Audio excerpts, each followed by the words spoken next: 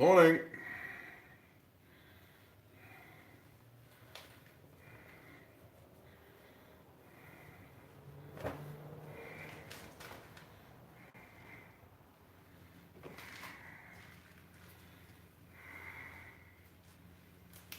Better turn the lights on in here.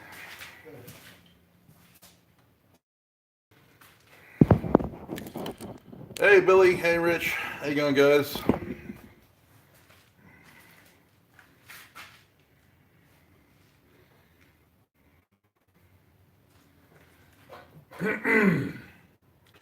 How are we all doing on this morning? Hey Tyler. Hey Randy. I really wish I could just push that back in a little bit. Greetus occurrum is a favored saying of a friend of mine.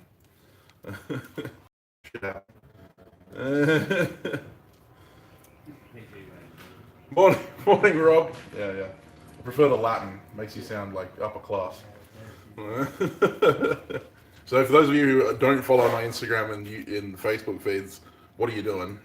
But I glued up this beautiful piece of stabilized. The camera really doesn't do it justice, but stabilized greenstone mallee burl, and unfortunately, during the glued up proceedings, I believe what happened was is that the clamp that I was using put uneven clamping pressure on this and actually created a tilt upwards here, so pushing these two in and pushing that section up. And that actually it's not going to be very easy to show on this camera, but there is a significant gap between the ricasso, which is the segment that's the unsharpened segment of the blade, and the guard. Oh, nice, Randy. Oh, cool, Tyler. Tyler. I'm imagining that. You were you last? That's cool. I'll see if I can flip the camera. I can flip the camera now. Yay! Look at that. I can flip the camera and you can see things. Let's see if I can. Yeah, there it is. That horrific gap at the top there.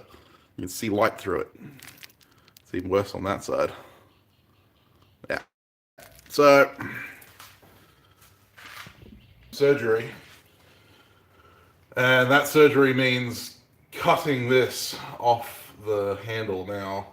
The temptation is to take it to take a hammer to it. Because I'm mad. Let's be honest. It's because I'm mad. But we're not going to do that. We're gonna try and salvage some of this incredibly expensive handle material. Oh man, I was thinking about it last night. I was so ready to take a hammer to this thing. I do have a replacement block of wood. It's not the same stuff, but this is some curly. No, it's not curly Minarichi. This is rib fruit mallee, a greenstone mallee burl available, and this is worth $20 more than this. It was the most expensive handle material I had in my workshop. Of course it was, because made with some cloth in the vise. That is exactly what we're doing, Rich. We're gonna split it down. That's exactly what I'm doing right now. Sticking it in the vise. Now, splitting it with chisel is not gonna happen because this is burl, for one thing, so the grain doesn't follow any specific direction. The grain's all over the place. Ideally, I would have a bandsaw, but my bandsaw doesn't have a blade in it, so I'm going to cut either side of the tang. So I'm going to aim for dead center and try and hit the end of the tang. And then once I've hit the end of the tang, I'm going to try and follow the edge of the tang around and follow down the sides of the tang to try and maximize the amount of material I can keep. I'm going to use a hacksaw, mainly because I know I'm going to hit the steel of that tang in there. Hey, Matt. Hey, Yummers. Gonna put some Milo on toast? No, don't do that. Bloody Americans. Milo on toast.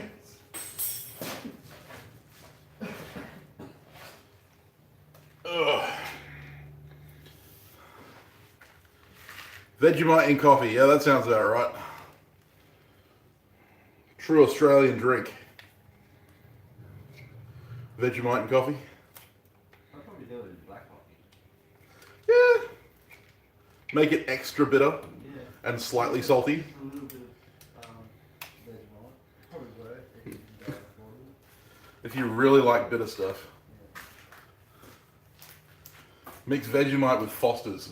Oh, Foster's is fucking terrible. Australians don't drink Foster's. There's a reason we export. You can't even buy Foster's in Australia. Like, you have to order it on eBay. Oh, that's cool. Ed? Is that Ed? I'm pretty sure that was Ed. I missed it. Yep, that's Ed. Okay, so got my bimetallic blade. Oh, this is freaking heartbreaking. I'm gonna have to split the last section. I'm gonna have to like snap the last section off because I can't cut down all the way to the guard because the guard's an S guard. So let's. I really don't want to do this. I'm doing this.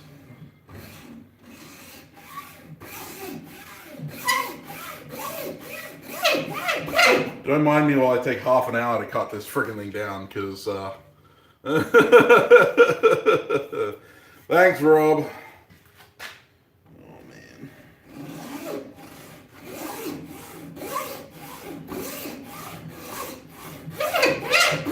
I feel like that episode of Simpsons where Ralph asks Lisa out, and, you know, like Bart's playing it back in slow motion. It's like you can see the exact moment where his heart tears in half. That was the moment I pulled it out of the clamp and saw the friggin' gap.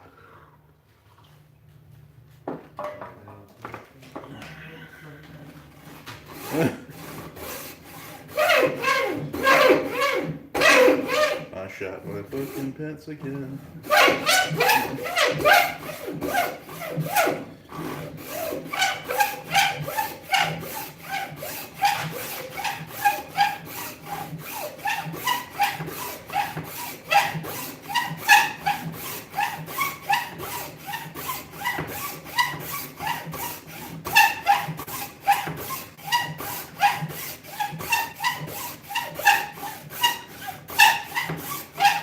Should be hitting the tang in like four or five strokes.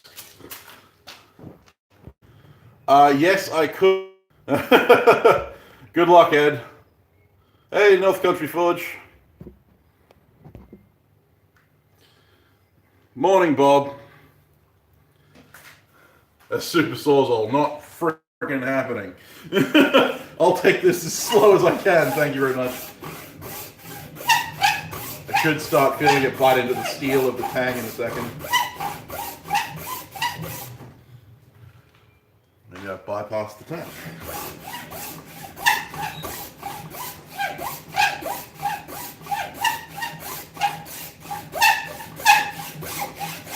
Ah, there it is.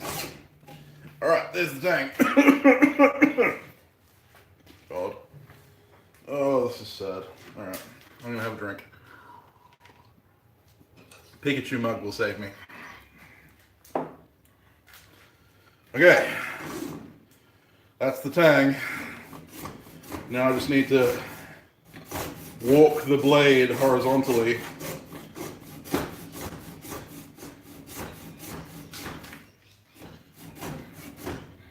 Until I miss the tang. And this is why I'm using a bimetallic blade.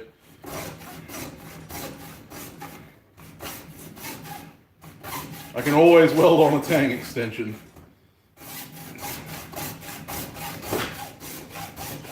Alright, we'll pass it.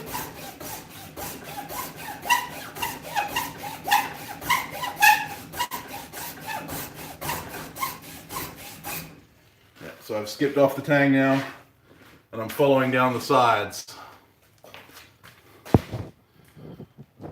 Yeah. I want to reuse it, Matt. I really want to reuse this stuff. More power. Ideally, I'd be using a bandsaw, but my bandsaw doesn't have any blades in it. Yeah, 62 and a half inch. It's the weirdest length of bandsaw blade ever.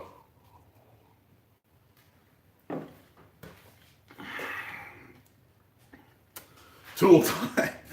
Yes, tool time.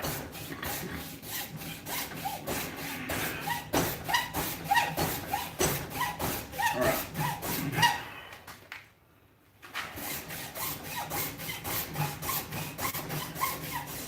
I've almost reached the depth of the hacksaw, at which stage I'm going to have to stop because it doesn't really matter if I go any deeper than that because that's where I ground it. Oh, man, this really sucks. All right, I'm going to saw that side off, and then we'll get to the other side.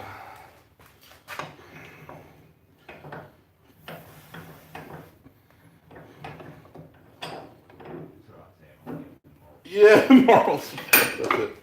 Mix in the background, giving me moral support.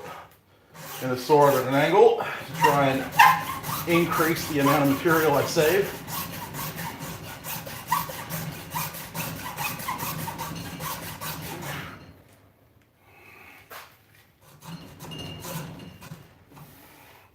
Okay, I should be able to snap that now.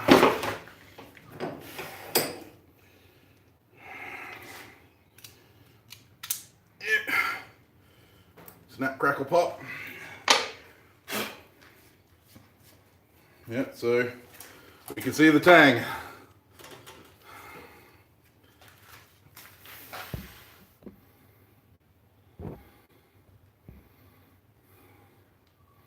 Morning, Stefan. At least we get some scales out. Oh yeah, we'll get some scales out of it, no worries. Put this point. Oh yeah. So yes, you can see the tang pocket. It was quite a close-fitting tang pocket, which is good, kinda. I'm wondering, this is going to be the best method. I'm actually thinking I might saw down to the tang on this side.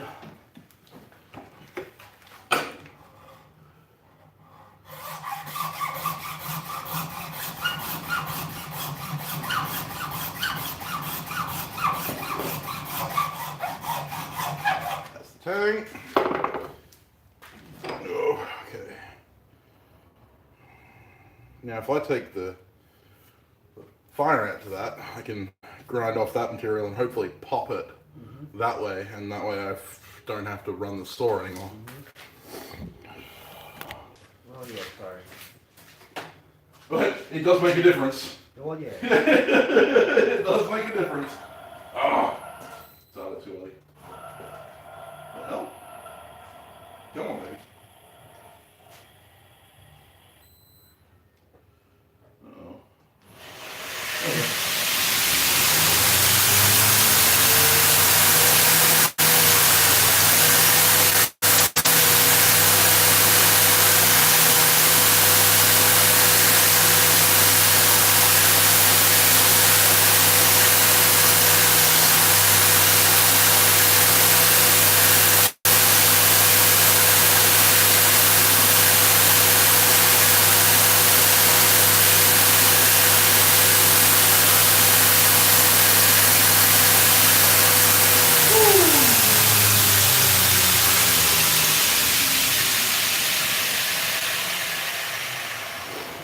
Yeah, my tang slot was well oversized So, tap it with a hammer.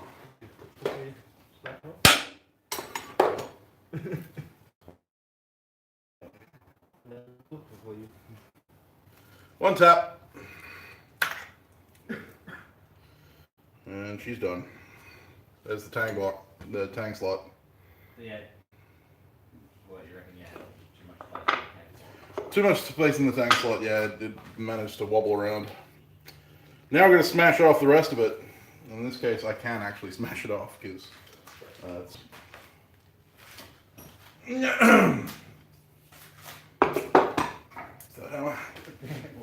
That's all right, I've got an handle on my vise.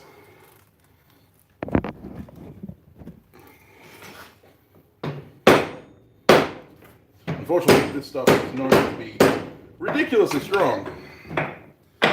So,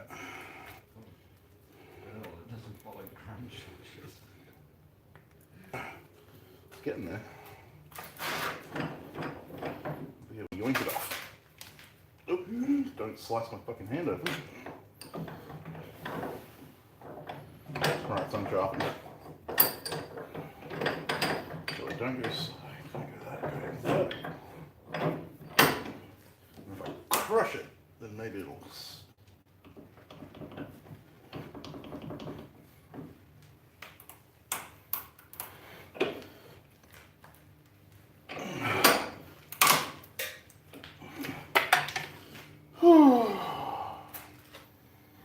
One is the loneliest thing you'll ever do. Yes. Alright. There goes the greenstone Melly Bell. Stabilized greenstone Melly Bell handle. Ugh.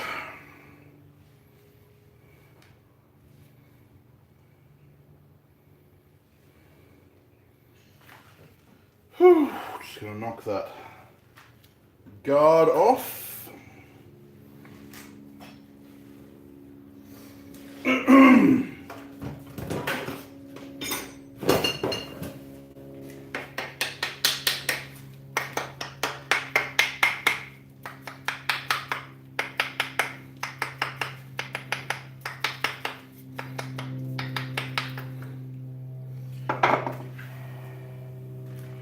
So this is a lesson for all amateur knife makers out there.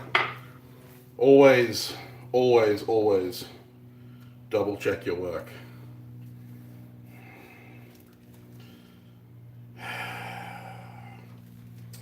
Always have systems in place and never take second best. I could have continued on with the idea to sell this to someone or to the customer that had ordered it. And that would make me a very, very dishonest businessman. So, don't do that. Don't be dishonest.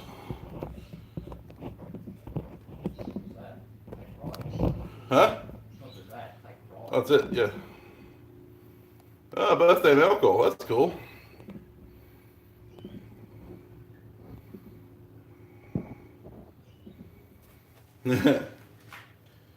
Okay.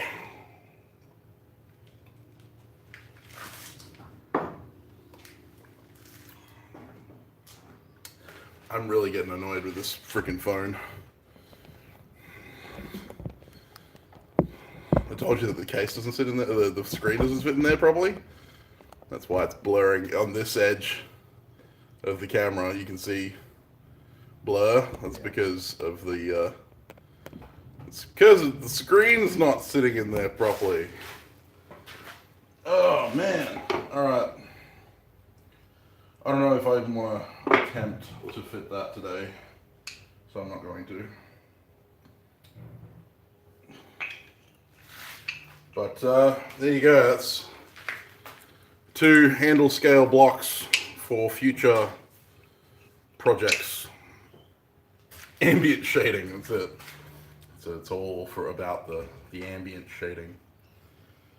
Yeah, so got some stock for future knife builds. some small knife handles, not quite, about 4 inches, I reckon. Let's take a look.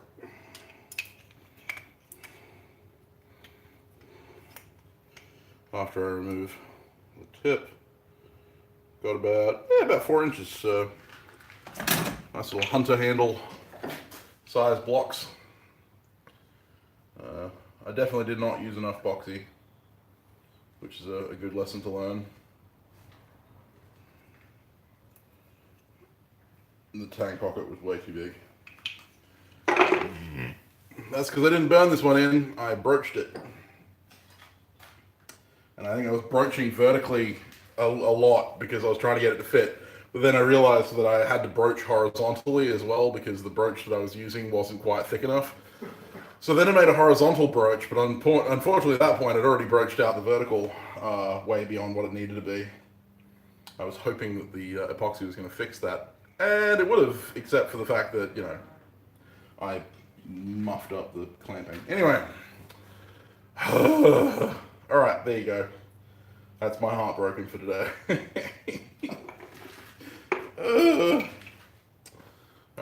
I turned a $65 block of wood into a $20 pair of scales.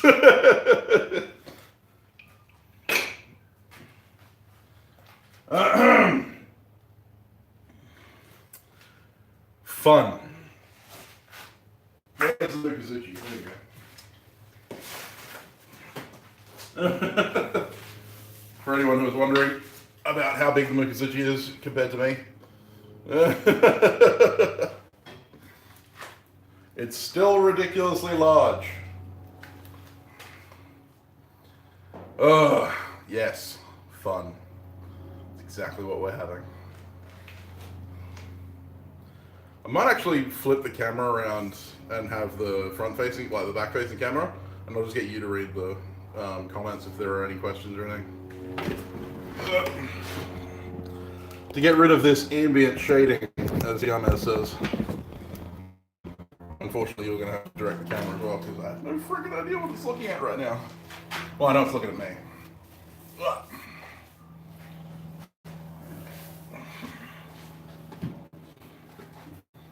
It is rather large. I have no idea what I'm doing now. I don't know, let's fit handles. Ha. Ha ha.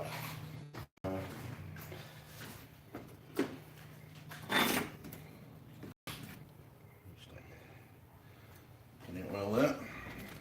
That's good. Am I having fun? Oh, we lost the string. You move the camera. Hold on. I'll try and move to a spot where I could easily manipulate it if I had to. It's all Mick's fault, guys. Mick, move the camera. You know the rules. Don't move the camera. Okay. Yeah, we're good there. Okay, what am I doing?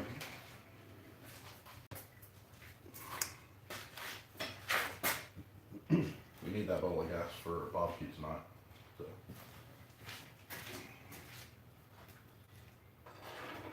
This forge floor is completely screwed. Okay, sorry guys, it's gonna be a bit of a weird and wonderful stream today because I'm totally not in the mood, given the current circumstances. I've got to refit this guard again.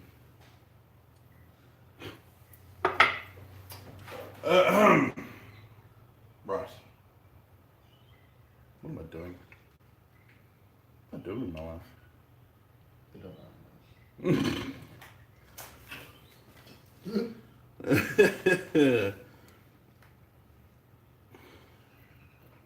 Just gonna stand here completely nonplussed for the next 5 minutes. Are there any suggestions in the stream? Not yet. So what do we take your suggestions for? What to do? What to do? Yeah, I have no idea. So Okay. Yeah. So suggestions on what to do today. yeah, Apart from hit stuff. Apart from his stuff, because unfortunately we're out of gas. We haven't chopped any charcoal recently, so that's what we've got. No form of fire-making stuff, and I have no hammerheads to handle.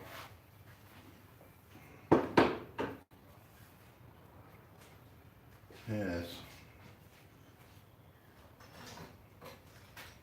I didn't really have a plan because I was supposed to have a plan, but yesterday kind of threw a monkey wrench in my plans. Because then all I could focus on was, all I could focus on was the fact that I had to cut the most expensive handle material I've ever used off of the handle of a customer's buoy. Well, I'm most definitely having more coffee. Would you like more coffee? Yeah, I won't say no. I'll leave that there so you've got it. Well, Mick didn't read that comment, Yamez, but I did. Yeah, unfortunately not, Rich.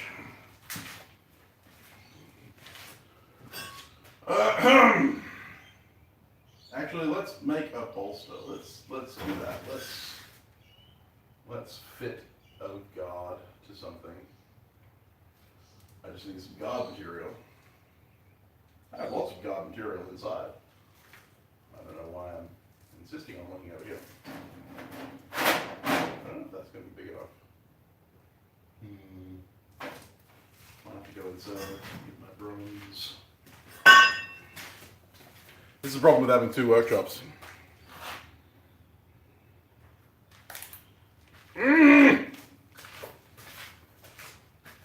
Well, that would help.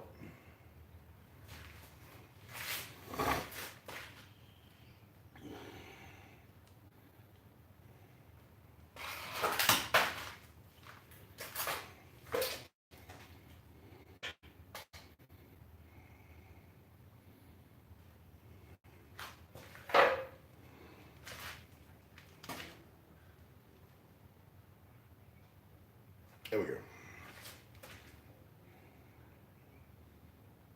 I'm not even sure if the live stream's up at this point. An adjustable brooch. Right. Okay. And so that I can see what's going on.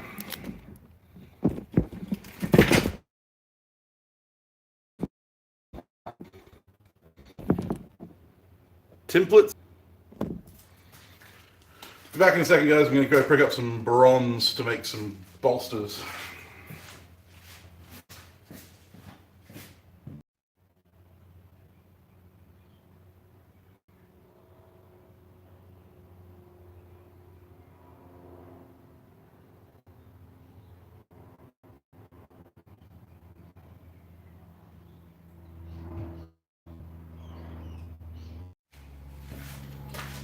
Oh, and we're back.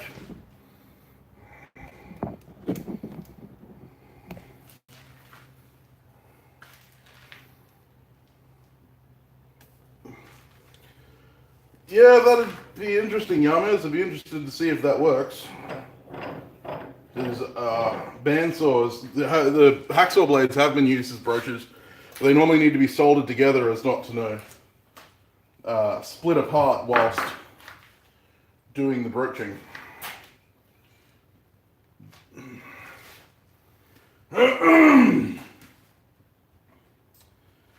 Right, I am, however, going to use my hacksaw for these bolsters.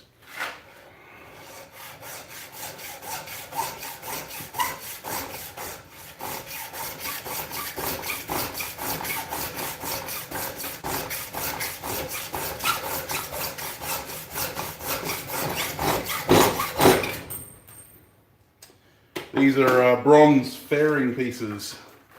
They used to be from a giant bronze fairing, big flat round plate. And they've got these little lips to hold the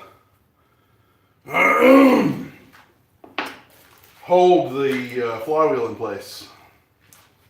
So, gotta hacksaw them off, because then you end up with bronze plate.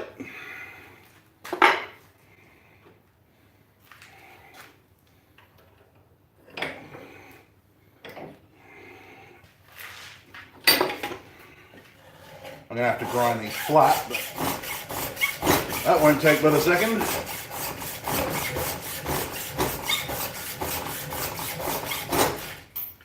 Glad you enjoyed it, Rob.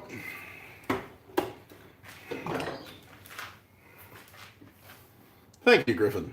I'm glad you guys are enjoying the podcast. We've got some really big. Yeah, it's not good coffee, but it's coffee. Better than nothing coffee.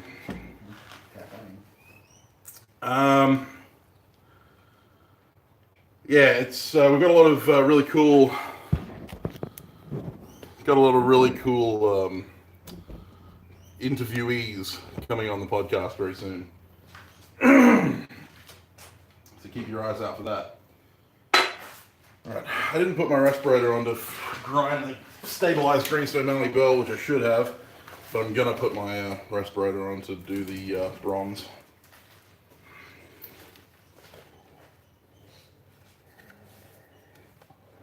Absolutely, Yomez. That's exactly what's happening.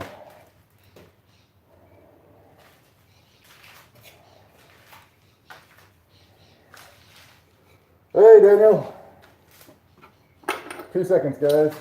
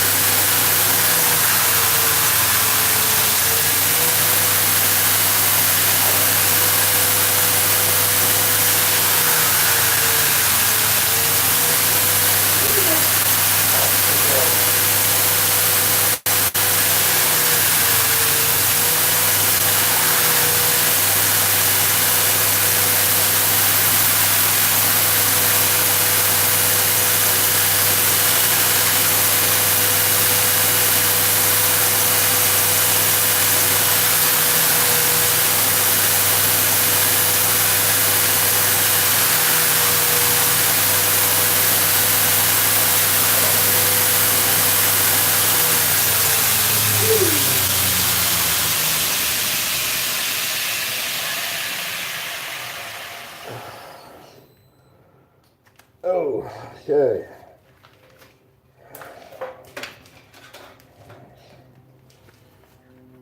Alrighty. Want to see what it looks like when you accidentally tap 7,900 surface feet per minute of 50 grit belts? That's what it looks like. Smears your skin. It's great. So what's the price point? Yeah, doing guards for or guards, bolsters, same thing. Oh, you just you don't open that part. Oh, that sucks, Randy.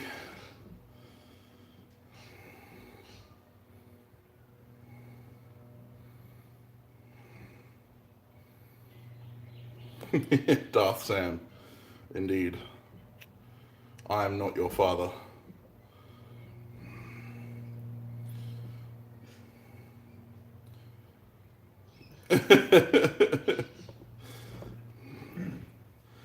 Yeah, man, I just accidentally tapped it great. Love it. Figured out what my role is in the workshop. How's that? I'm not an apprentice because I don't really do that much. No, you don't learn anything. I'm more of an intern. Occasionally learn something, mostly fetch coffee. Yes. You're a labourer.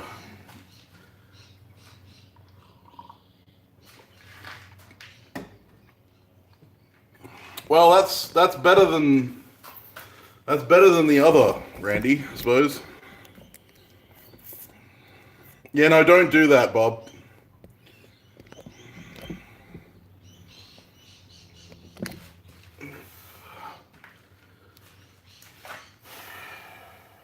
Yeah, it's not that bad. I only removed the epidermis. Didn't remove the dermis. That reminds me of as well. Well, yeah, everyone's epidermis is showing. That means- So, ground the surface of the bronze clean and removed that step. I don't need all of the bronze, so I didn't green this bit clean.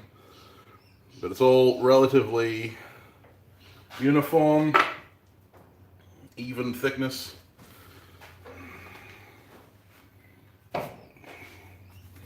Damn it, Bobby. Yeah, so more clean bronze. Love the look of bronze. Much more of a bronze fan than a brass fan. I don't know what it is, just me.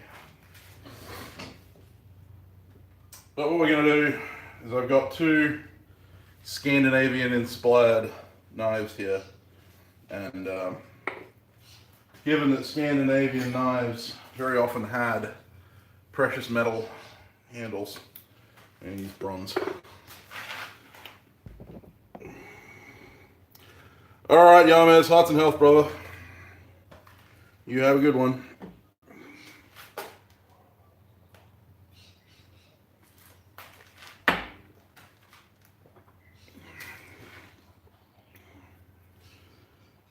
This stuff has a lot of inclusions in it. I think this because it was originally that flywheel thing, as I said. I think it was a poor casting. I've worked with this stuff before, and I've historically had really bad luck with if I try and compression fit anything to it. Wow, that's getting worse. Yeah. If I squeeze it, it goes away. It's because the screen is slowly peeling away from the body of the camera, from the phone. It's great. Sorry.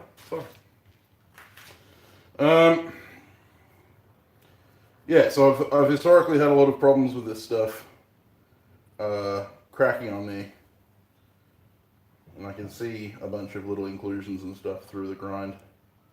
But that's okay, because we're not going to compression fit this stuff. Because these don't have shoulders. Well, they do. They have horizontal shoulders, but they are triangular in cross section, which means that I don't put my the horizontal shoulders in. Yeah, no, it's the whole screen of the phone. Because as you guys will know, my rear-facing camera didn't work at all for the last 5 months. I've been filming everything with the self-facing camera, which is what I'm filming with now. Unfortunately, the screen broke on the phone, so nothing on the phone worked. And in order to replace it, it was going to cost more than it was to repair. So I got it repaired, but unfortunately, the external diameter of the thing was so damaged. The frame was so damaged that the screen no longer sits in there properly, and so the whole screen is lifting away from the body of the phone. And if I squeeze it, you can see a little bit of that blurring goes away. It's also because they mounted this bloody protector screen on it, but it's not the right size for the phone, so it's kind of sits half on the camera, which is really annoying. I don't have a clean cloth, so I can't clean it. That's alright, I'll clean it with this.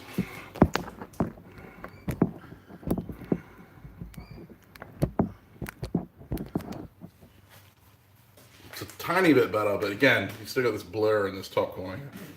But anyway, we're going to move on without it. Because now if I squeeze it together, there it all goes. Most of it. Now only half the screen is blurry. Yay!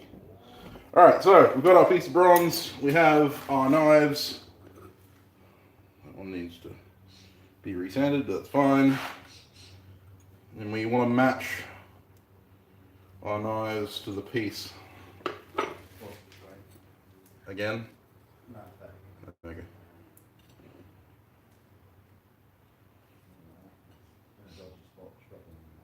Yeah. It's that goddamn repeater.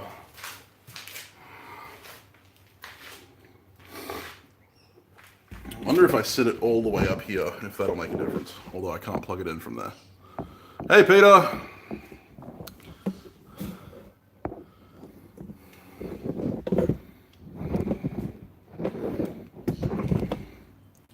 Welcome back to the workshop, Peter. I can literally see the house from the phone, so I should be able to get good internet from there. Oh dear. Okay. Man, this today is just not going well. Oh, thank you.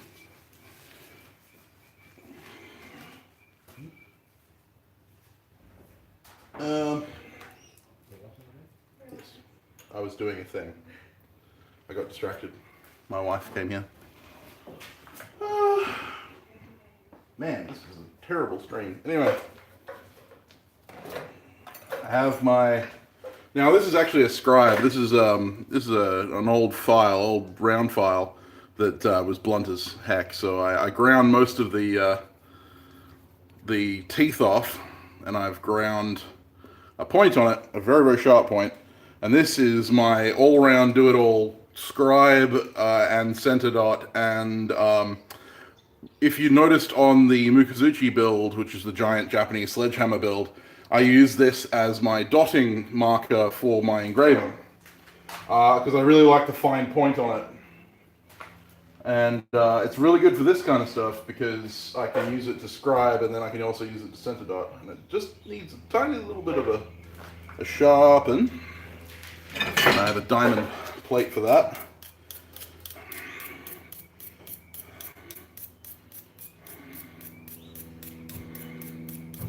Because we have been whacking it into all kinds of stuff.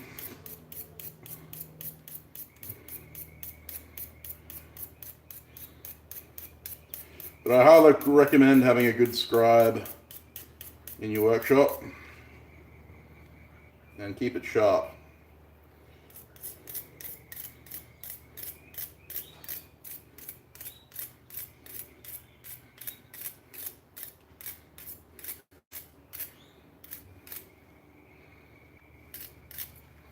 There we go. Nice and needle sharp. I haven't worked with any lace wood. It's not native here in Australia. We have stuff like silky oak, which is similar, but not the same. Tungsten's a good scribe material.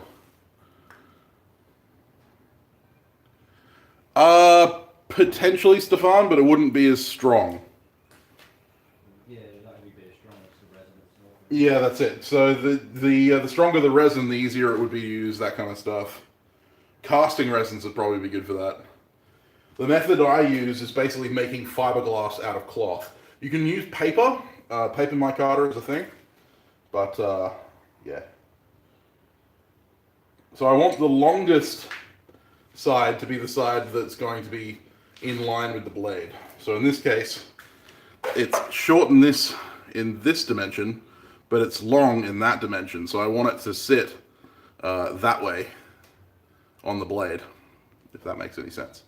So when I'm marking out, I want to mark out with the blade sitting on the piece that way. I'm looking in the mirror, so there you go. So like that. So preferably, when you're working with this kind of stuff, you want square sides. Now, this is almost never square, and I could spend You do see a long tube on the workbench. I've been beginning to message you to let you know that I did get that package. It's like the contents of the package are sitting over here.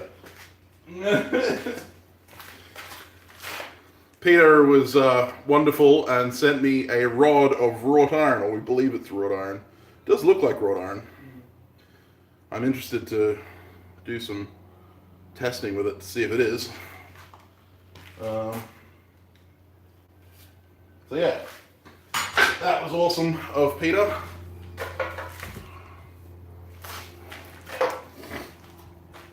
So I'm just going to see how square we are. So we're 31 mil there and 31 mil there. So the two sides are parallel. But then obviously that definitely ain't square. That's definitely not square. And that's definitely not square. But the two sides being parallel is actually very useful, especially because they're the parallel sides that will be along the side of the blade. So we can mark our width quite accurately. There are people out there who will say never mark with your vernier calipers. And I say to them, phooey. Mark with whatever you want. Especially on material like this. So there you go, mark the center line.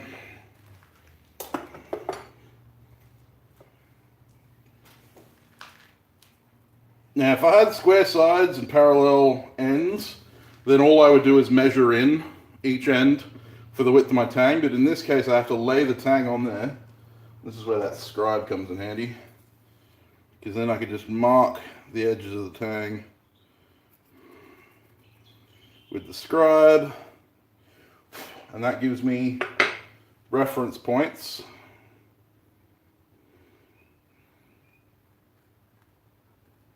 for where I need to make my tang. Now, because this tang is triangular in cross section, again, this one's actually quite dramatically triangular in cross section because it goes down to a 0 edge.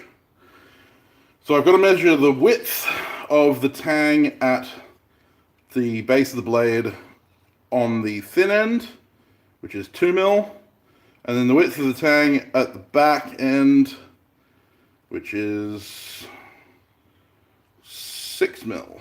Okay, so we know I'm going to choose a side which is going to be the edge side. We know it's 31 mil, so 31 minus 2 is 29. 29 divided by 2 is 14 and a half. So I'm going to set it to 14 and a half, and then I'm going to mark both sides of my center line right there on the edge side. Now we go to the 6 millimeter side, which is going to be 31 minus 6 is 25. 25 divided by 2 is 12 and a half.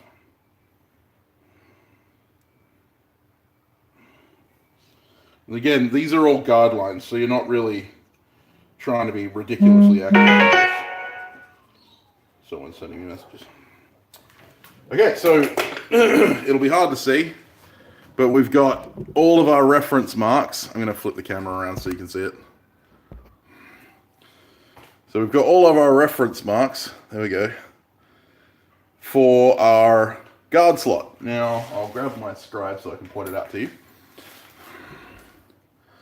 There we go. So we have our center line with a mark either side 2 millimeters from the 1 millimeter from the center line, which is 2 millimeters in total, and then we have a 6 millimeters between these two outer marks, and then our length gauge is there and there.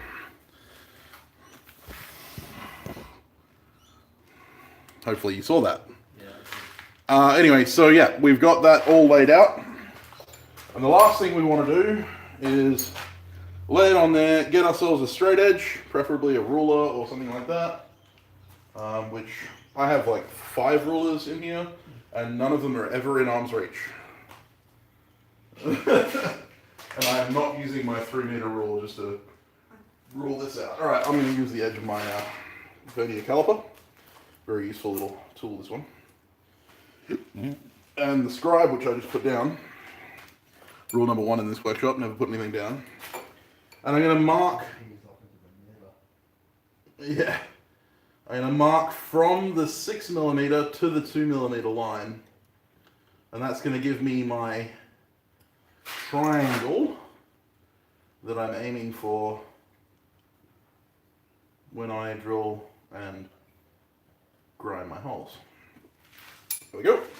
And again, I'll put the camera around so you can see it. So now I have a triangle marked. It looks ugly as hell, but I can see what I'm looking at. Triangle marked for my guard slot. Now the trick, oops, stop flicking the camera, Sam. There we go. Now the trick is that I need to use a larger drill bit here than I need to use at the bottom end. But you never want to use the size of drill bit of the size of the tang. Especially when you're using triangular tangs, because remember, it narrows almost instantaneously. So I'm going to use a 4mm bit at the top and a 1.5mm bit at the bottom. So we've got a 4mm and a 1.5. Now the 1.5, I'm going to have to be very accurate because that doesn't give a lot of leeway for the 2mm that we're aiming for. But the 4mm bit gives us a lot of leeway. What's great? High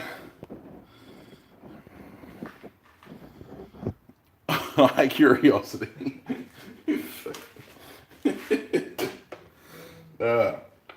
All right, so when marking out your drill holes, do not mark on the marking for the shoulder. You want to mark, for a 4mm drill bit, you want to mark 2mm away from the edge of your tang slot. So I'm going to measure 2mm, my rough marking, there's 2mm. I'm going to make a mark with the vernier caliper, just a little one. And I'm going to hell in engineering school. And then I'm going to take my little tiny center dot. I'm going to mark that exact position with a little baby dot. And on the bottom, I'm just going to mark the center line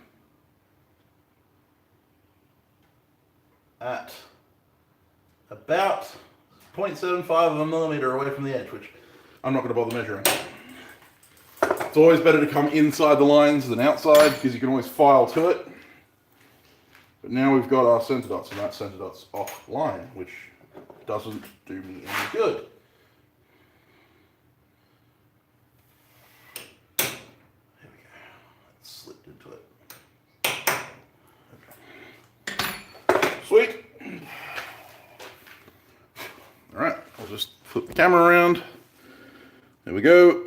2 center marks. One at the top, one at the bottom.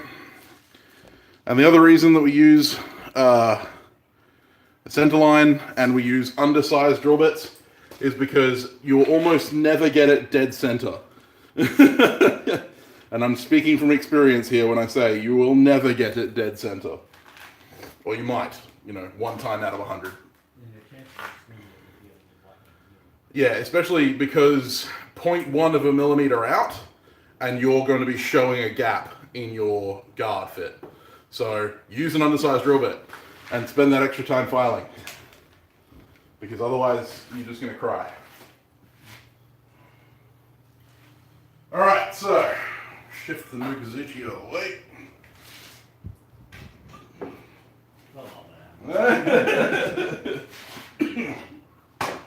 And in answer to your question, I believe it was curiosity. Cobalt drill bits. Yeah, cobalt drill bits or tungsten carbide PEC drills. Hilariously, that is one of the subjects of next week's Forgecast. We were talking about drill bits, funnily enough. So There you go. Question is, where did I put my oh, god damn it, I swiped my nose with my bloody finger.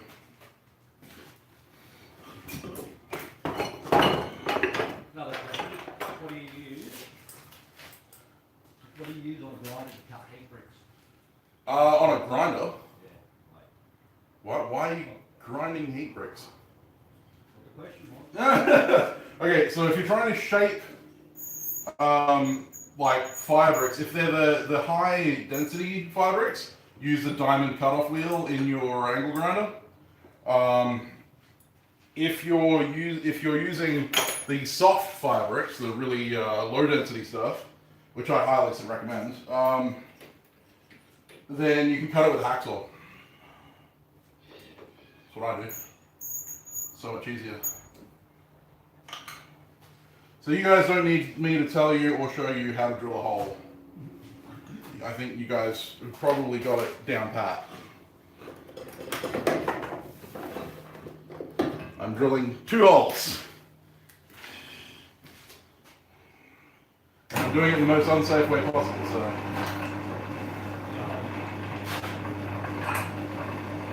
Do what I say, not what I do.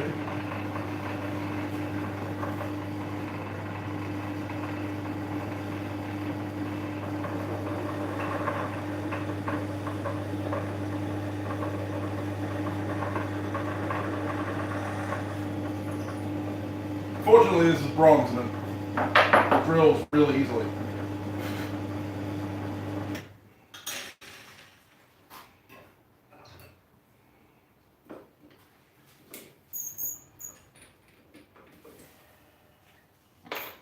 Right, 4mm hole drilled.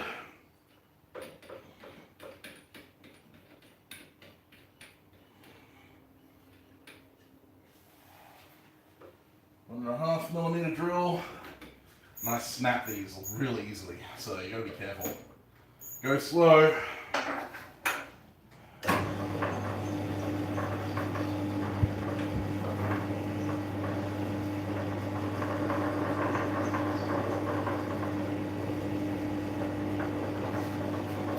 There we go. Done. That easy. Oh yeah, definitely use a respirator. Yeah, definitely. If they're a consistency of house brick, then you definitely want to use the diamond.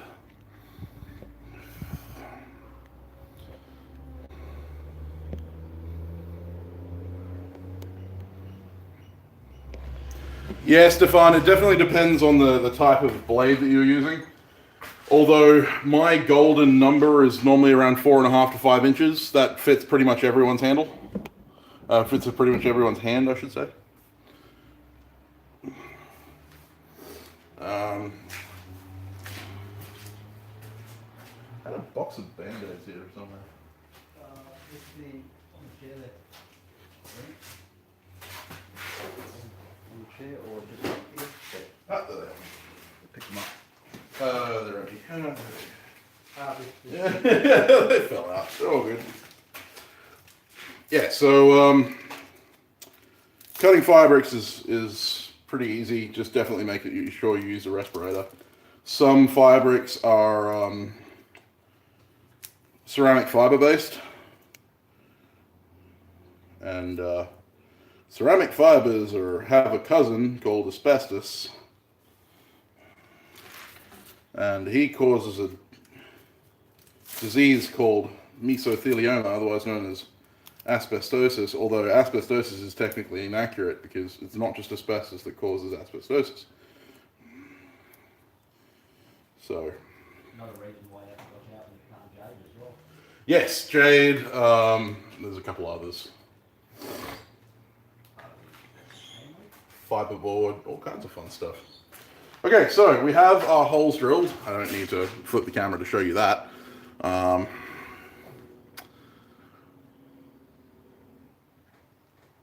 Yeah, that's pretty much it, Curiosity. My hands are huge. So I got 2 holes drilled. Now, there's a couple of ways we could deal with this. My favored way for doing triangular holes is to use a jeweler's saw. Now, if you don't have a jeweler's saw, go buy one. They're really, really useful. I'm gonna go get mine.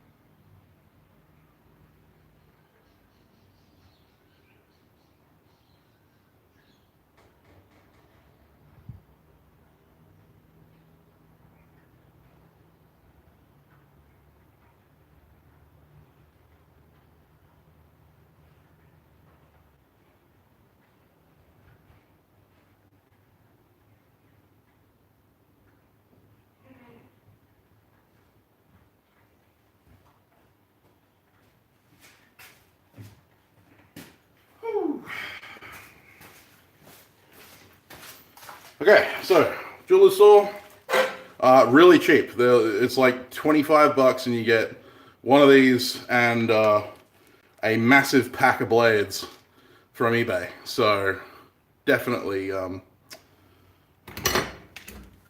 definitely useful. For bronze and copper and brass and stuff like that, the jeweler's saw is really good. But if you're going to do mild steel, stainless steel, stuff like that, these are the way to go. Now, these are, if anyone's followed my Instagram and Facebook feeds, you'll know what these are. They are tungsten carbide Dremel burrs.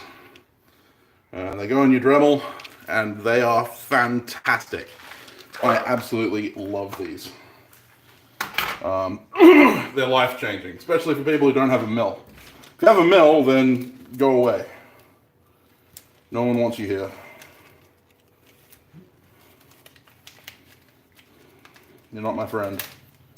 Unless you want to lend me your mill, in which case we can be friends.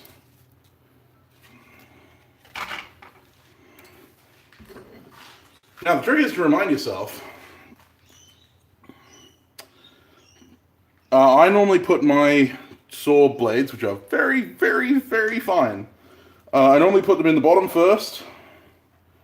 Basically all the jeweler's saw is 2 clamps between a void. I put my bottom in first. I actually had to make new clamps for this because they broke because they were die-cast metal. Clamp it in the bottom first, clamp it nice and hard. Now, the trick is to remember to put the blade through the material you're going to cut before you clamp it in the top. Because otherwise you then have to undo it and do it again. So we're going to slot it through. Doesn't really matter which you go through. I'm going to go through the bigger hole first. Because it's easier. And then I'm going to put a little bit of compression on the jaw frame, on the jeweler's saw frame. You know, pinch it together.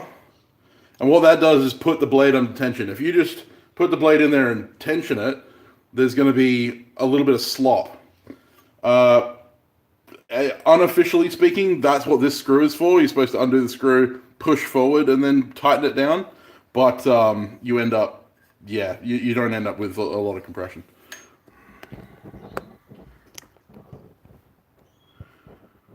Hey, Caitlin, how you going?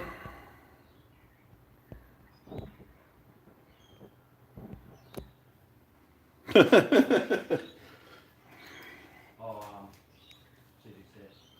big bear. Alright. I'm going to get a chair, because... God damn it.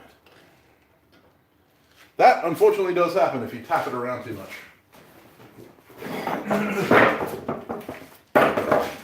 And because you wouldn't have seen what happened, I'll tell you, the saw blade broke.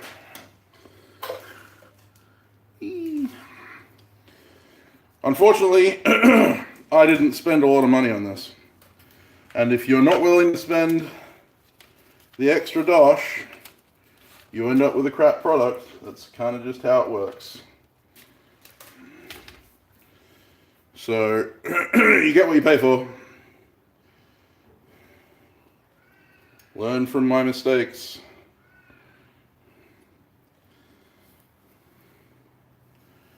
But I don't really care, because it was cheap, and I can always buy better saw blades later.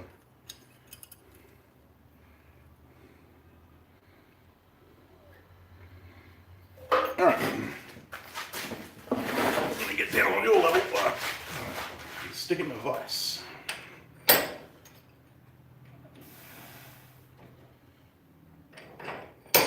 Now, normally I use my little jeweler's vise in the little workshop, but this will do for now. And the big key is not to not to put pressure on the blade. Like this isn't a felling saw. This isn't a hacksaw. Just the weight of the blade is good enough. And this blade is blunt as rubbery.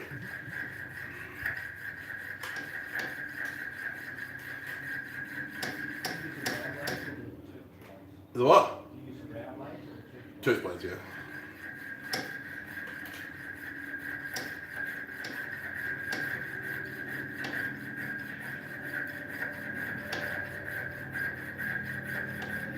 They cut material faster than the round blades.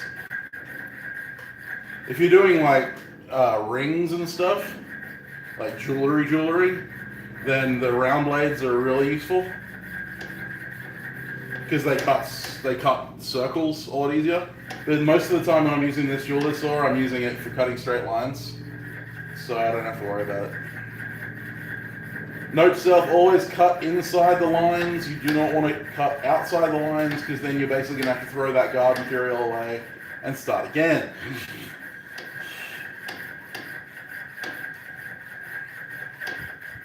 Files are your friend.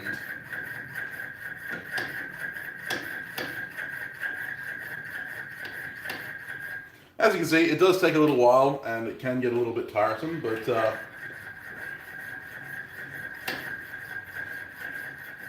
I prefer this method to drilling a whole bunch of holes and filing it, mainly because in my experience, drilling a bunch of holes and then filing it tends to be a massive pain in the butt for small ones, unless you customize your files.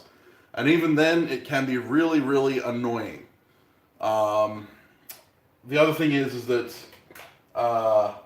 in this case, there's not as much opportunity for it to wander outside of the line. If I've got good control over the jeweler saw.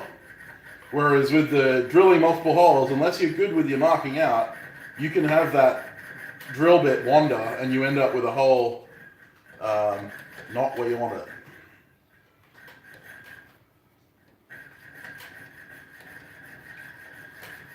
This vise is way too big for this job.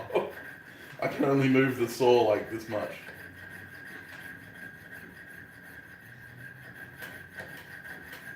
Because if I hit the butterflies on the end, then it's all over.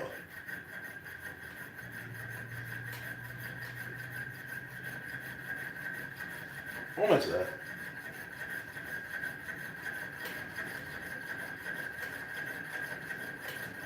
Pop. There we go. How thick's that garden material?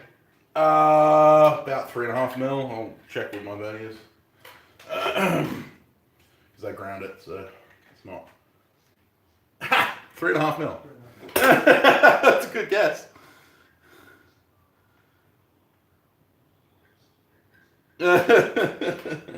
Yeah, unfortunately, guys, I don't have one that I prepared earlier, so you're gonna have to sit through me sawing this for a second. Feel free to ask questions. Mick is watching the chat.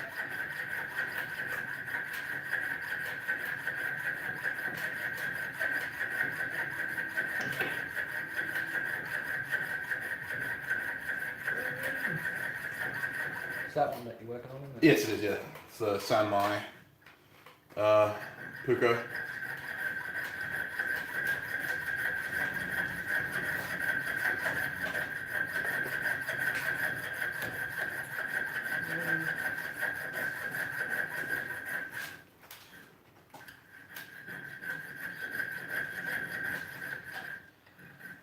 They've got the same problem as you. What's that? Ruler. Do you know the blade length of that offhand? I have no idea. It's probably about 3.5, 4 inches.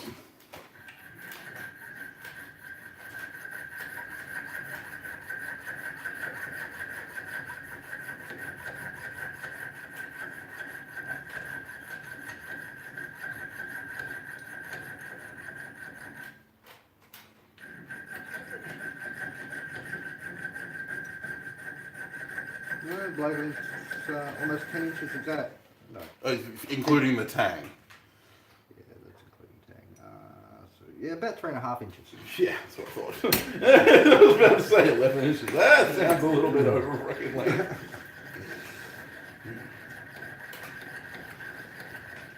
My big old wedding buoy only has a freaking 10.5 inch blade. There we go. Ding! I love it when that happens. And now we can remove the jeweler saw.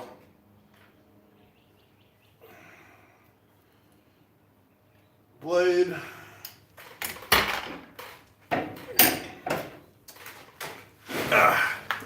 And there you go. So we've got our triangular-ish slot ready to fit onto the triangular-ish tank. And it fits about that far.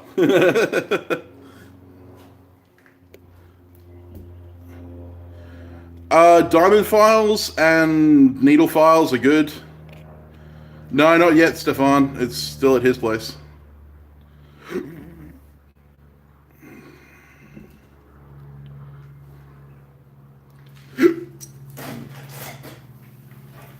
No, it doesn't take long at all. Especially if you're using a good cut of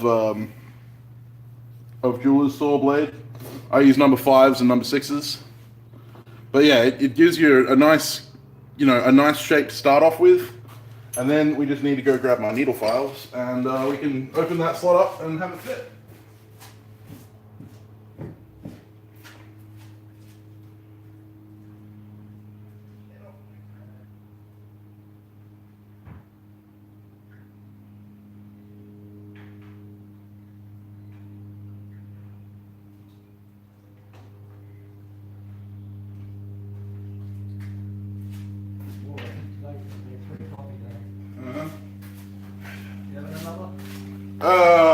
Why not?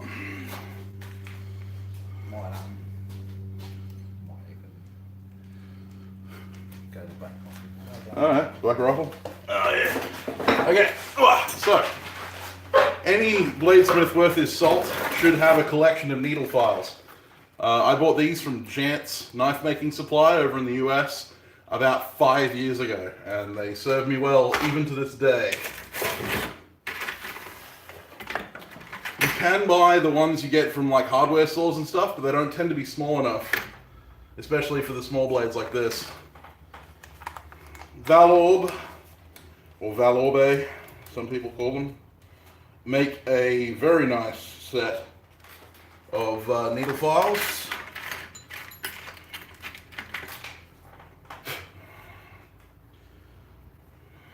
So yeah, there are definitely options out there for needle files, and it's well worth investing in good sets, because there are some really crap ones out there that do not cut at all. They normally come in 2 different cuts, 0 cut and number 2. 0 cut is rougher, number 2 is finer. I don't bother with the number 2 cut. They just don't do anything. If I was doing jewelry, they might make sense, but yeah, not so much.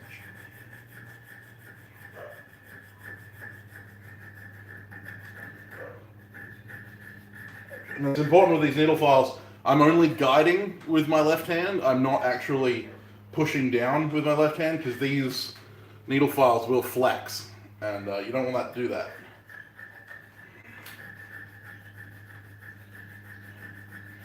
Just the weight of the file.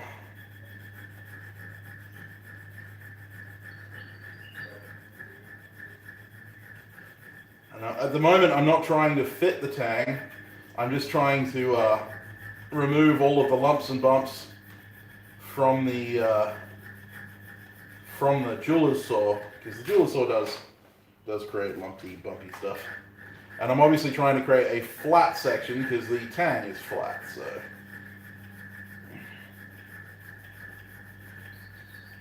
And the important thing to remember about this is it doesn't matter if you're filing at an angle slightly. It's that if you're filing, say, a hole like this, you want the blade to be coming in from this section. So the tang comes in from the section that's leaning towards the blade, because that way you guarantee a tight fit up.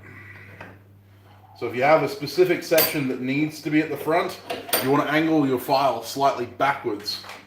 Like have the front facing you and angle your file backwards slightly to compensate.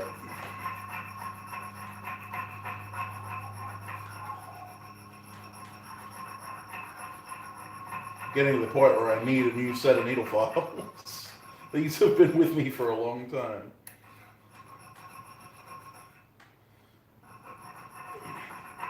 I want to get the Valorbe or the Valorb files, but they're a little pricey for what money amount I've got right now. But you know, we'll get there. We will get there. Gamico Artisan Supplies, sponsor of the Forgecast, sells Valorb files. If anyone in the Australias are looking for them.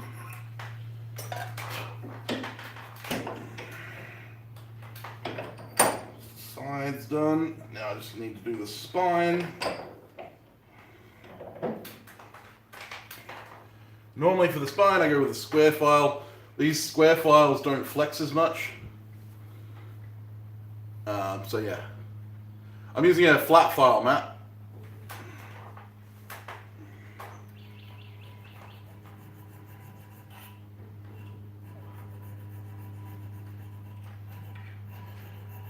Another Bladesmith's cheat is you don't want too much horizontal space, but a little bit of extra vertical space isn't going to hurt you. The main reason for that, especially with these kinds of blades, because there's no shoulder on the side like I do with my normal Step Picasso blades, the only part of the blade that can cover a hole is the spine and the choil, the edge. So if I'm going to oversize the hole, I'm going to oversize it vertically rather than horizontally. Once I've removed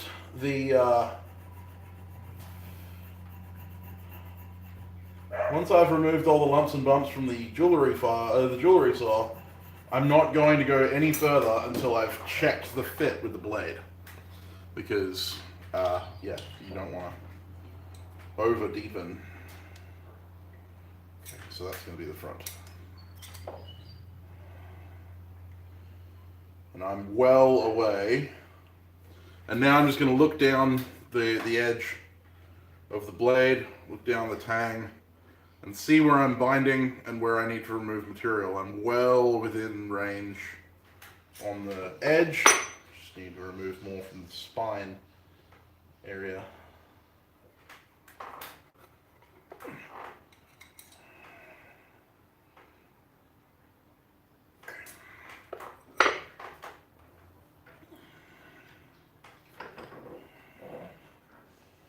It does need a little bit of horizontal filing, but now I'm going to be very careful.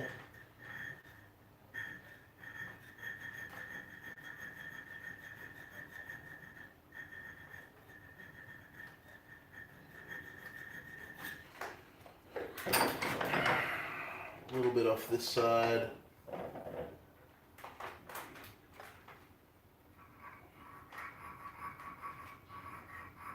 You'll be amazed how quickly this fit up happens.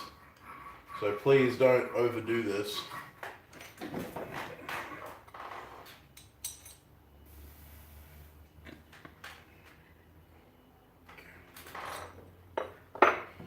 Again, we still need more from that spine, but I'd rather come out of the vise and into the vise a bunch of times rather than try and muscle my way through it and screw it up.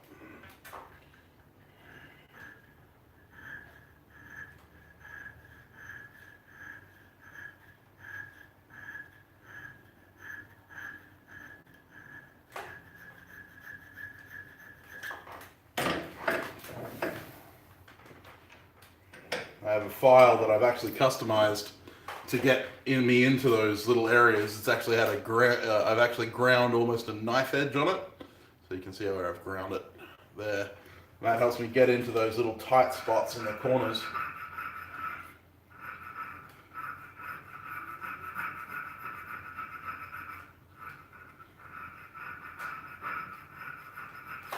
Just had to be very careful not to overheat it.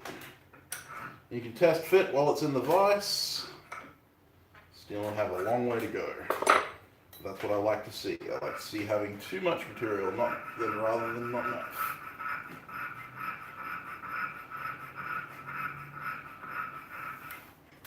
This is just one of those file and check fit bits. Give it a bit of a wiggle. See where I'm binding. The tang will create shiny spots on the inside of the guard material. And we just file away those shiny spots. And we get closer to a fit. This is one of the processes that I will take as much time as I need to get right. Can be tedious.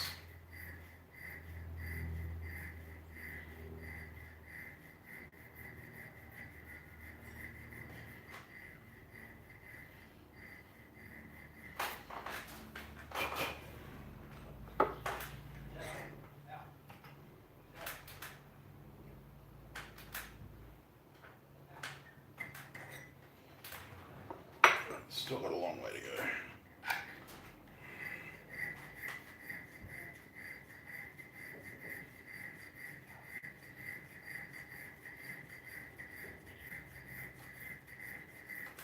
It's kind of like a handstanding shenanigans stream, except that, you know, I'm not handstanding.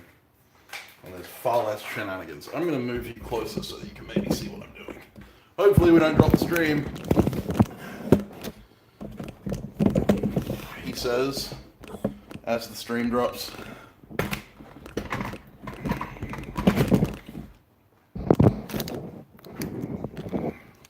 I will try and use the same material for the end cap, Matt, if I have an end cap. Sometimes I don't have a pommel or a pommel cap.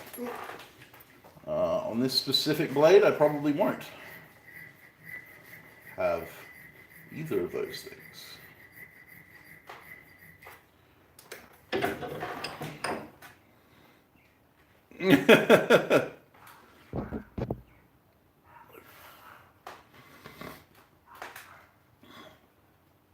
Futzing with the camera, yeah.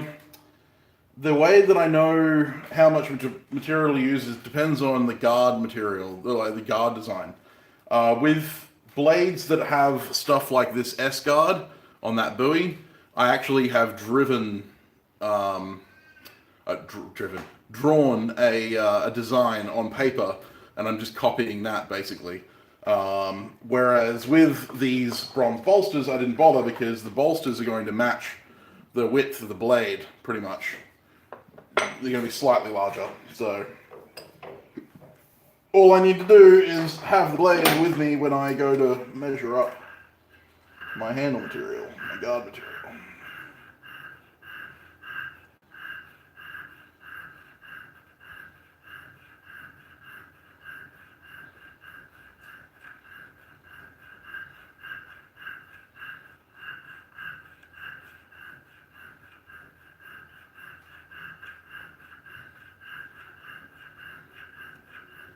This reminds me of all those streams I did back in February.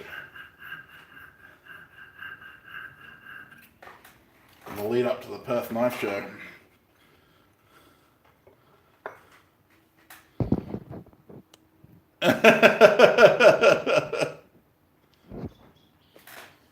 Crikey! Oh yeah. There we go. Slow and steady wins the race, boys and girl. We are so close. So you can now see there is still a gap. Hey, Smelter Dragon, how you going? But if we look at the front, there is almost no gap around the tang. That's what I want to see. It's what I want to see. Okay. That is pleasant. I do enjoy that.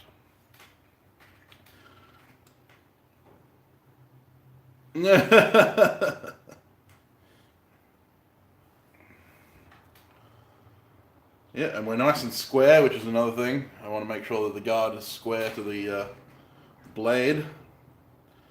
Now, in this case, I am going to cut some horizontal shoulders in. And this is post-hardening and all that kind of stuff, but because this is Sanmai, A, it's Sanmai, and B, I normally soften my tangs up to the shoulders. I'm going to cut some shoulders in by hand with a file, which my beloved assistant is going to get me. Your files? Yeah, just the ones in the top drawer of my workshop desk. Just the flat file. Yeah. It's good having a beloved assistant. I just need to find something to clamp this in. I know what I'm going to clamp it with. Just, where's that rag that I was using to wrap the blade up in? Oh, there it is. Covered in filings and stuff. That's going to be totally good for the finish.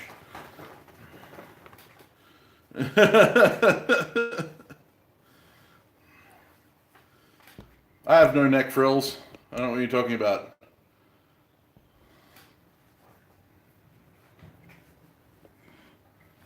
This channel has no frills.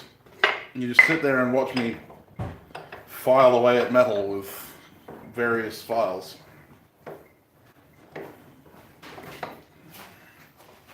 Thank you very much, my son. Oh, you got me the expensive one too. Nice.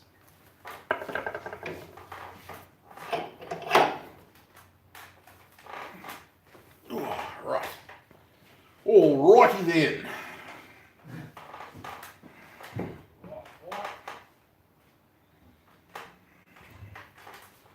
So, what we have here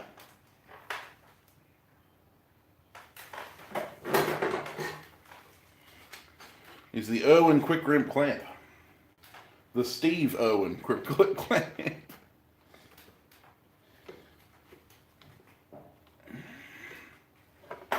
Okay. And now I'm going to be very careful, because if I slip up onto the blade, it's good night, Susie.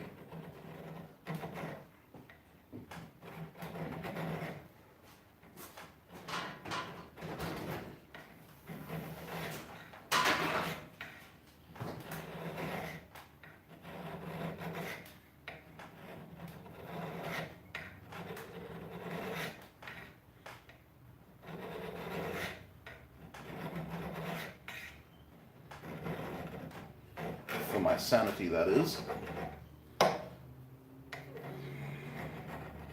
Ah, slipped. It's okay. It's okay. You can sand that out.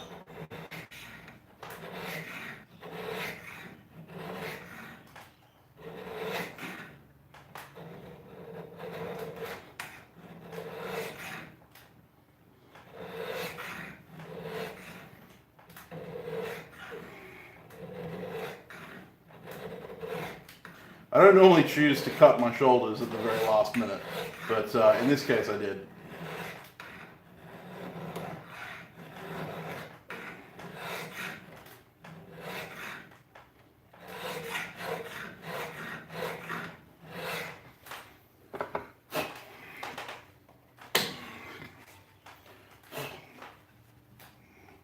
P-A-R-T. Why? Because I gotta.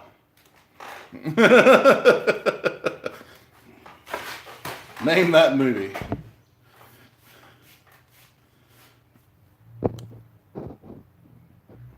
Yeah, except for the fact that the file guide doesn't clamp onto triangular material very well.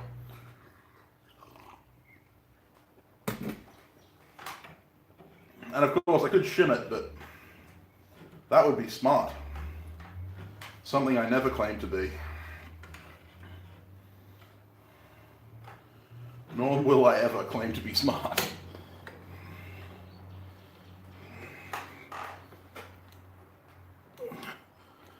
No. Gotta clamp it on the blade. Oh, that's good, that's good, Randy.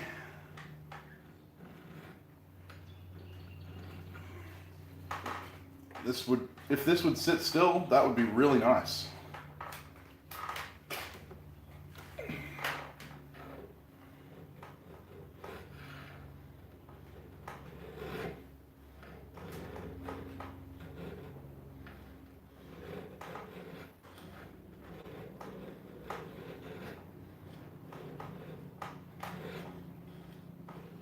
You know, file guides you clamp onto the blade.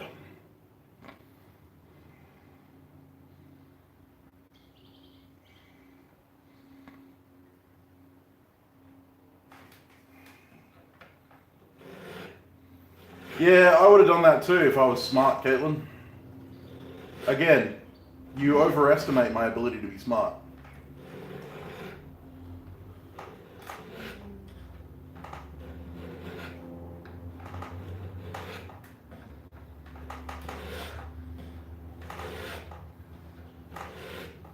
It's like these people expect intelligence from me. I don't know why. They obviously don't know me very well. Oh, constantly amazed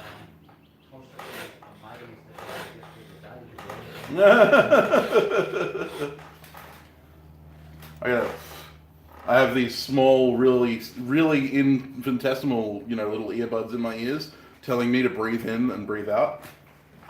That's how I get through the day. Without those, I would stop breathing just randomly. Oh, mine's pure stuff. The only thing taking me out is me. Fair enough.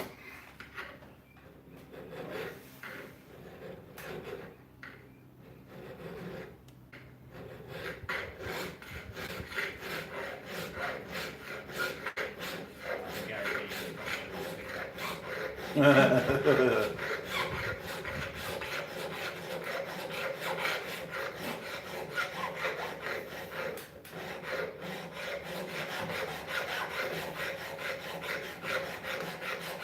Alright, sweet. Cut the shoulders in. Scratch the hell up out of my blade. Yeah, I have a file guide, but the file guides don't clamp onto triangular material.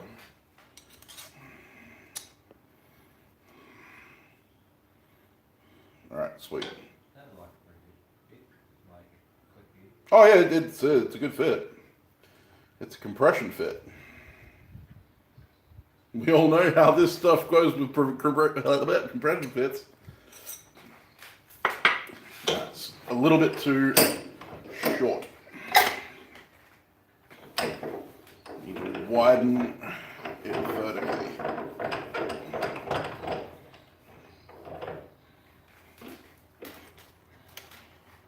Thrilling stuff.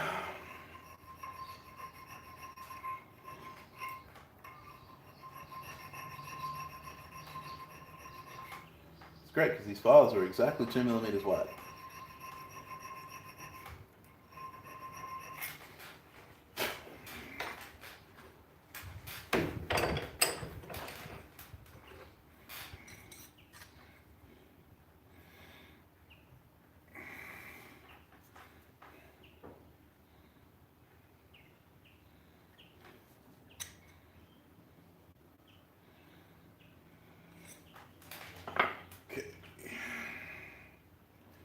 Couple things.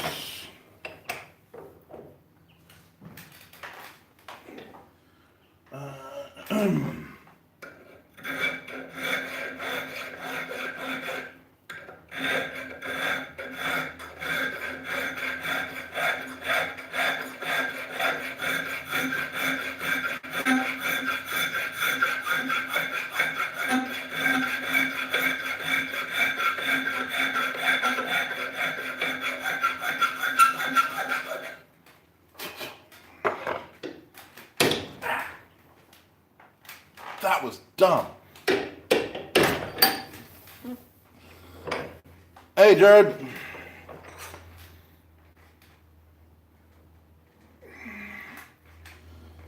Ooh, wow, that hurt. Okay. I went to punch the thing, but I still had my ring finger curled, so I just hit it with the tip of my ring finger with my palm behind it. That felt great. Like, I am on a friggin' roll today.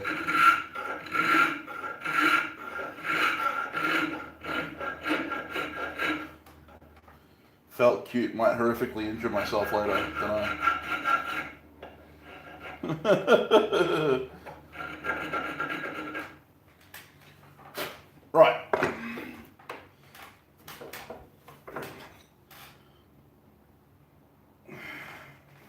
America, fuck yeah.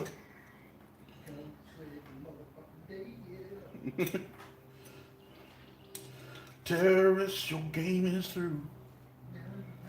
Answer to America.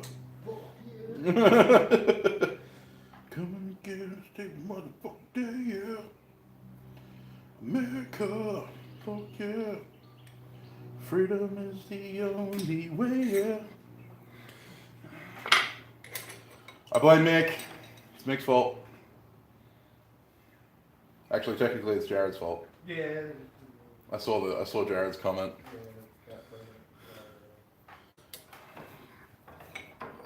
Oh, I don't know about that, Caitlin. Australia's got you running.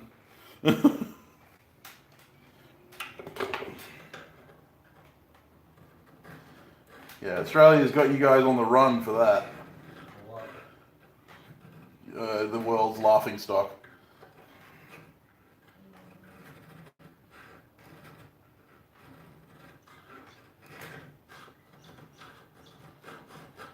As a society, yes, we're pretty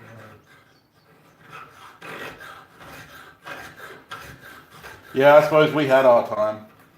Bloody Tony Abbott.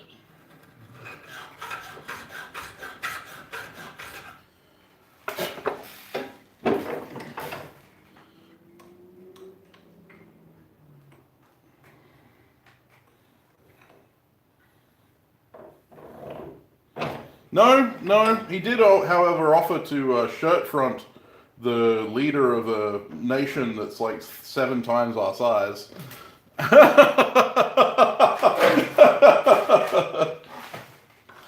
I still can't believe that Donald Trump can't fight for England. Oh yeah, that's fantastic. I reckon it's a great idea. How the hell are you going to buy an occupied country? You'd be surprised.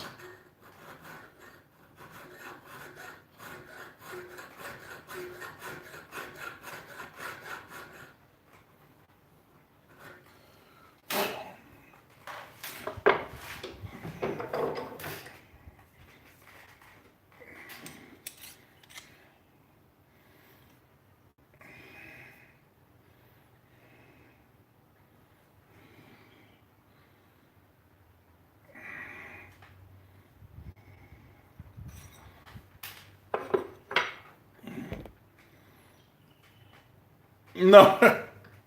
No, it's not polite at all, Caitlin. Basically, it's just like grabbing the front of the guy's shirt. Just typing that. Yeah. Round like that to Trump. Yeah, exactly. He was going to be all tough man. He was going to go up to Vladimir Putin and like grab him by the front of the shirt. Oi, boy. Yeah, right. Okay.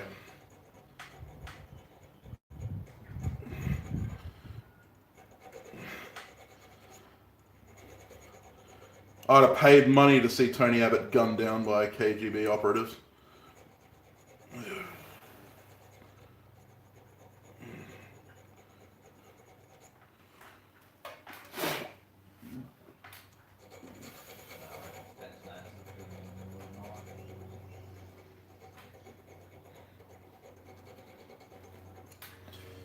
No, let's be honest. Vladimir Putin would have just fucking killed him on the spot. Yeah, made a rather loud example out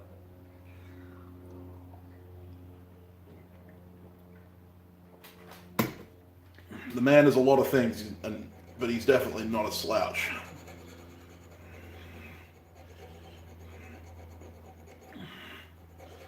I don't want no scrap.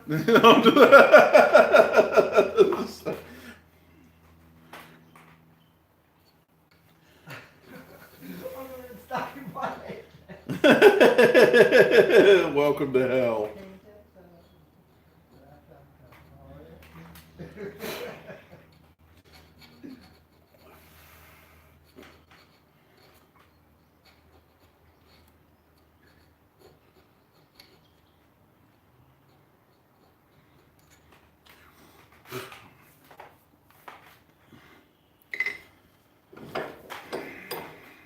Yeah, see, I don't believe that, Caitlin. Not for a second.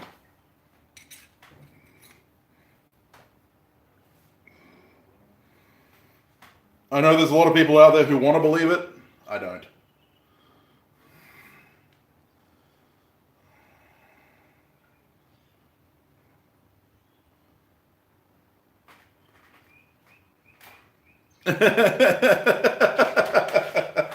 That's entirely true, Peter.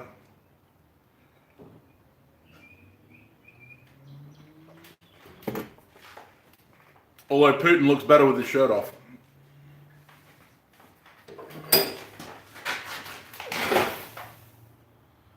Okay, I'm going to do exactly what I said I wasn't going to do. Because today has just been a day for making mistakes that I could have potentially avoided if I had just been smart. But, you know.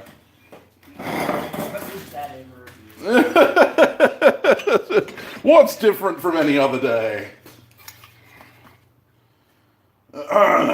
Really need some of that horse stall matting. I have to find a supplier.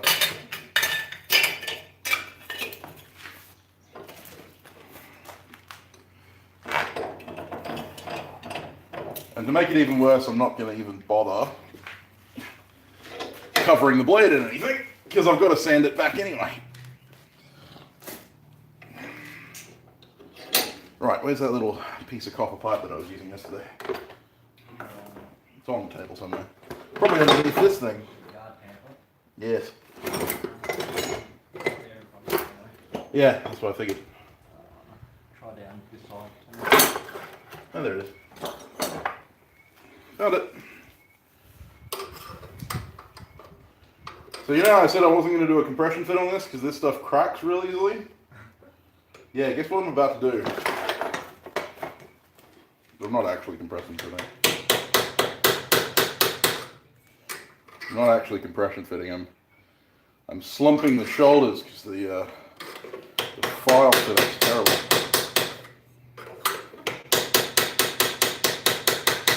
Being very gentle.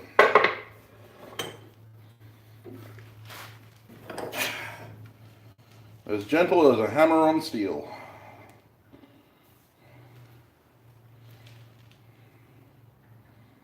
It's actually not bad.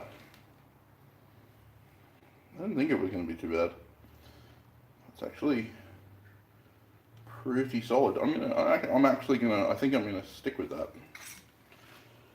All that is that because the shoulder wasn't perfectly straight, it was kind of lumpy. I just pushed those lumpy shoulders in there and created a chamfer on the inside. So now it's chamfered, so it's gonna fit properly. And yeah, it does. It fits almost seamlessly. So you can get a look at the nice seamless fit on the guard, unlike my frickin' Bowie knife. Let's just not talk about it. Let's avoid talking about the Bowie knife.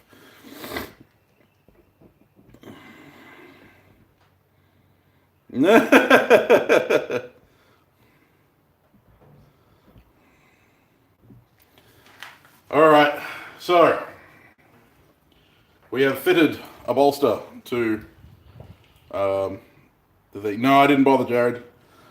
The problem would be that in order to supply sufficient heat to break the bond on the wood, I would damage the wood. So yeah, I didn't bother. So yeah, we got a nice fit up on this Scandinavian style knife.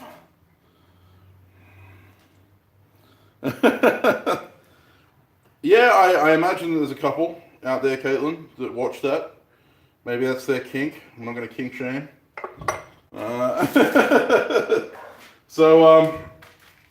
Yeah, no, the greenstone Mallee bell handle is no more. It is in pieces, as is my heart. So save 2 pieces about 4 inches long, thick enough that I might be able to make some, I will be able to make some scales out of it. So,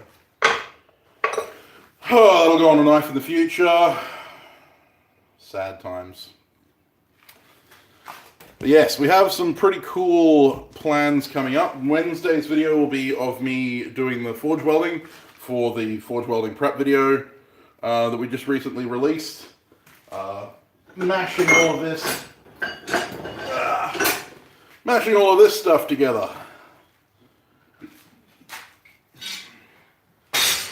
So keep your eyes out for that. We're also going to be making something out of a piece of that Damascus. Hopefully this week. I think we're going to get working on it this week. Might really need it, so Yeah, you and me both. Yeah. So, hopefully we can do that. yep, we're going to do that. So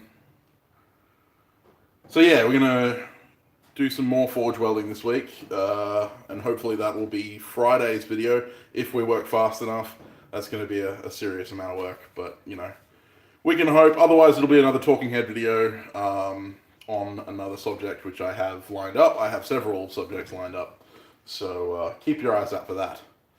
Other than that, thank you very much for watching. Sorry that the stream was a bit random today.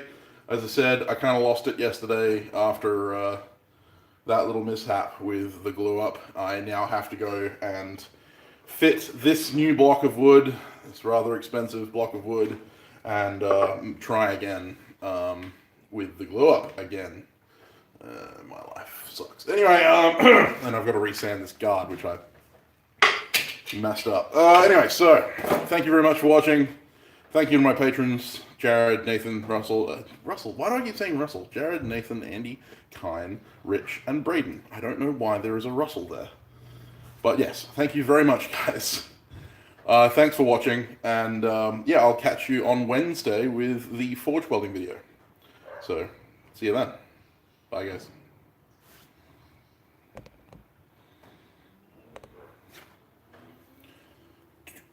Close. Okay.